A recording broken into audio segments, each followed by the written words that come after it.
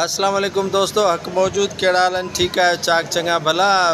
हिकिड़ो दर्दनाक किस्सो खणी तव्हांजे साम्हूं आयो आहियां ऐं असांजे खून खे कीअं था चूसनि हुकुमरान।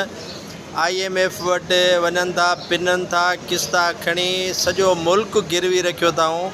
हाणे साईं जो जेको जहाज़ आहे, हेलीकॉप्टर न, वज़ीर आला सिंध जो मुराद अली शाह जो, उन जी 36 करोड़ मां पूरी न पई त उन सप्लीमेंट बजट मंज़ूर कराई आहे ऐं उन मंज़ूर करायल बजट में 40 करोड़ रुपया साईं जे हेलीकॉप्टर ते ख़र्च ईंदा।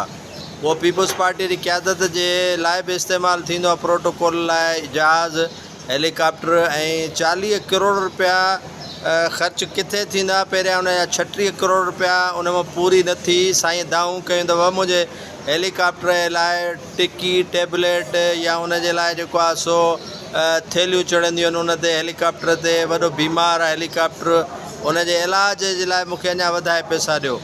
त साईं जे लाइ माना वरी 4 करोड़ रुपए जो इज़ाफ़ी ग्रांट ॾिनी वई, जेका मंज़ूर कई वई साईं जी ग्रांट त हेलीकॉप्टर जे लाइ।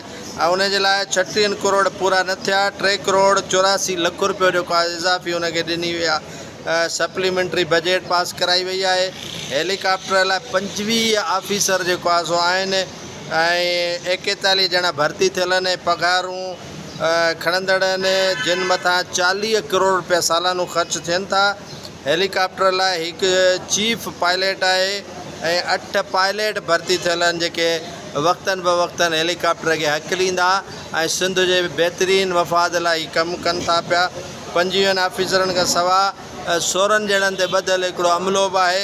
ऐं हीअ हेलीकॉप्टर कॾहिं कॾहिं पीपल्स पार्टी जी क़यादत जे प्रोटोकॉल लाइ बि इस्तेमालु थींदो आहे। सो चवण जो मक़सदु इहो आहे त IMF वटि हीअं ॿाहूं था ॿधनि, बाबा अलाह खे मञो पैसा ॾियो, असां ॾाढो कंगाल थी विया आहियूं। वरी छा ख़र्चूं एतिरियूं जो तव्हां पाण ॾिसी सघो था त हिकिड़े हेलीकॉप्टर जे लाइ एतिरो ख़र्च थिए थो।